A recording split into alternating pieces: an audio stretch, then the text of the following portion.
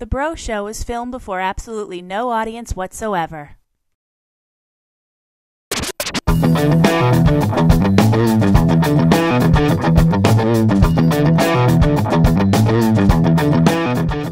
Are you ready?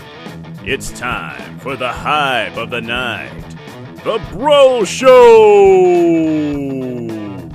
And now, here's everybody's favorite two-stepping host, Michael Breaux!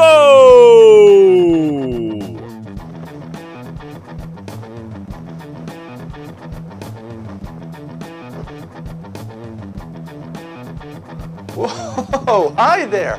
Welcome to this week's show. First off, I want to apologize to you that I didn't get a show up last week, and this week's show is completely unscripted. We've had a lot going on in the personal life of myself here. I work for a toy store right now, and guess what? This store is moving. It's moving only 3 blocks, but it's a lot of moving that has to be done. Needless to say, it kind of took over last week, and it's taking over a little bit this week. However, I want to get at least a small, quick show up for you guys, just so you can see that I'm still here, and to announce where I'm going to be at this weekend. But that being said, I do want to let Mike, myself, with a different shirt on hopefully, tell you his thoughts on why G.I. Joe Retaliation, G.I. Joe number 2, got pushed back, what he thinks about the whole move by Hasbro, Paramount, and everybody else, and what is going on with Channing Tatum. So Mike, tell us what you think. Thanks, Mike. All right, folks, now this is my thought on G.I. Joe 2 Retaliation being pushed back just under a year from a June 29, 2012 release date way up to March 29, 2013. My question to Paramount, my question to Hasbro, why? Now, I've been reading of a lot of things the last few days, from they wanted to do 3D conversion to they wanted to make sure that they didn't kill off certain characters really fast. I won't give away the spoiler, but needless to say, the actor and character that might be killed off in the first few minutes of the film, honestly, it's not going to hurt the film at all. Now, I would like to see that character proceed further. He is a character that was in the first movie. He's probably one of the only few carryover characters, to be honest. But I would really like to see this movie come out now, not 8 months from now, 9 months from now. What's the point? Yeah, 3D conversion. You know what? You bring the movie out now, then you bring it out again in November when you're ready to do your Christmas toy push, perhaps, and then put it in 3D. That still gives you plenty of time to do it. I don't think it's going to be that hard. But now I'm reading about reshoots and maybe changing the story up a little bit. No. Give us a story that you have now. Some test audiences say they don't like the film as it is. You know what? Everybody's going to have an opinion. And this movie, I think, just from seeing the trailers alone, was hitting the right balance of what us G.I. Joe fans wanted, as well as what normal audiences would want. Let's face it, some test audiences, they get it wrong. I really just want to be able to see, like Red Ninjas, go after Snake Eyes and Storm Shadow, and I really want to see Roadblock here kick some major butt. I want to see The Rock. He's your main movie draw attraction. Him and Bruce Willis. You don't need the other guy to make sure you have people in the seats to see the movie. That's my opinion on it. Hasbro, Paramount, everybody who's making this film, John Chu, I know you're upset about this, and I made fun of you before about them directing this movie, saying it was going to be G.I. Joe 2 Electric Boogaloo, but you know what? I really want to see this film, and I want to see it now. That's right, not later, but now. Let's bring this movie out now. That's all I got to say. Mike, back to you. Wow, Mike, I guess that you really thought G.I. Joe Retaliation 2 should be coming out now and not being pushed back to later. And you know what? This Mike agrees with that, Mike. All right, folks, now this week we do not have a 2-minute toy review. It's been really crazy with the move and everything at work, and just crazy trying to get everything ready for where I'll be at this weekend.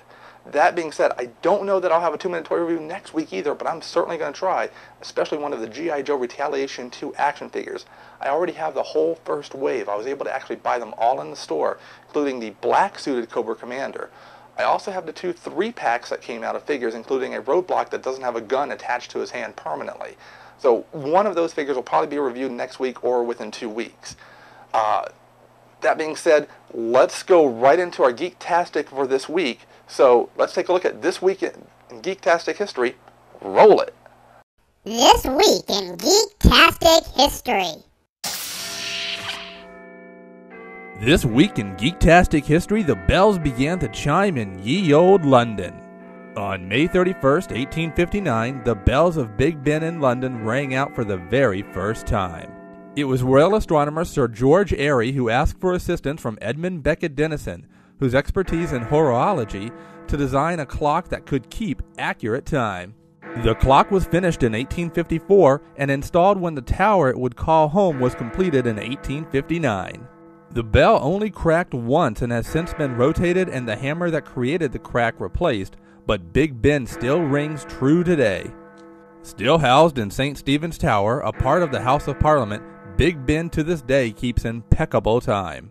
And how, one might ask, is the timing kept accurate? A stack of coins on the giant pendulum are kept from falling off, ensuring accurate time. I guess you could say with Big Ben, time and money do really fly. This week in Geektastic history. Wow, that's pretty cool about Big Ben. I can't believe that it actually gonged back in 1859 for the first time. All right, folks, now, I've been talking and teasing this show, but if you've been following the Facebook page and the Twitter page, you know exactly where I'm going to be this weekend. That's right, the Breaux Show is going to actually be at Wizard World Philadelphia this weekend. We're going to be there Friday, Saturday, and Sunday, possibly even tomorrow when we're taping Wednesday night here. But on Thursday afternoon to pick up our press pass. We're actually a legit show now. Well, kind of. So, needless to say, I got to get some things packed. So, first off, I've got to take a Cobra Commander chair because you need that. You can't go to a convention without a sonic screwdriver because you never know who you're going to run into, especially some Daleks. And then finally, if I can run into the man and, you know, I've become such a big fan of the movie, the character, and who he plays, I'm going to get Chris Hemsworth to try and sign my Thor hammer because that would rock. I don't know if it'll actually happen, but boy, would that be awesome, wouldn't it? To have this actually signed by Thor himself. Yeah, anyway, so those are packed along with the camera bag, the tripod, everything is going with me. If you see me at the show, you're going to see myself at the show in one shirt and one shirt only. I will be cosplaying as myself, the host of the Breaux Show. Let me show you. That's right, we've got these fancy, cool shirts made, and they actually have the logo of the Breaux Show.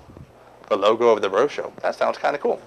The logo of the Breaux Show right on there. So if you see anybody walking around with this shirt, come on up and say hi. If you're a cosplayer, come on up. We'd love to talk to you. You know, if you see me up there, I would love to interview cosplayers, shop owners, store owners, any talent that's there, any actors that are there, Jedi Academy. I mean, everybody that's going to be there, come on up and say hi. I would love to have you on the show and just a little snippet even of what you think of Wizard World that weekend. I need to say it's going to be really cool. I can't wait to wear this shirt proudly and show everybody the Breaux Show is kind of legit. Well, maybe, I don't know. I'm just having fun while doing all this. Anyway, that being said, oh, by the way, quick shout out to Tom Jones of Intra Coastal Designs out of North Carolina. I'll put a link up for the show there too. He helped me get these shirts made, and he got them done in such fast speed for me in a kind of a rush. Needless to say, he does awesome work. I got these and was astounded. So again, check him out. I'll put the link on the page for you so you guys can go to the site. If you have anything you want put on a shirt, hat, bags, anything, he's the man you want to see. That's it for this week's show. As of right now, I'm actually taping. It's about 12:40 a.m. on Thursday morning or Wednesday night. And I'm actually doing this Ustream, so I don't know if anybody's actually watching, but I'm trying it. If you guys want to see me do a live broadcast of Ustream when I tape these live segments, whenever I do them, whether it's on Wednesdays like I normally do, or maybe a Tuesday or Thursday or anything like that, let me know. This could be something cool for you to see, the little behind the scenes. And it'll only be a one-shot deal because I'm only going to broadcast live while taping the segments here. That being said, again, Wizard World this weekend, you guys come check it out, have fun, and remember, if you see me, come up and say hi. If you see anybody with the Breaux Show logo, come up and say hi. And remember, as always, especially for Wizard World this weekend, rock on, everybody. And yes, I want to see you dancing for the Breaux Show. If you can dance for me, you will be a guaranteed spot in the show. I'll make it extra long just to get you in. So, rock on, everybody.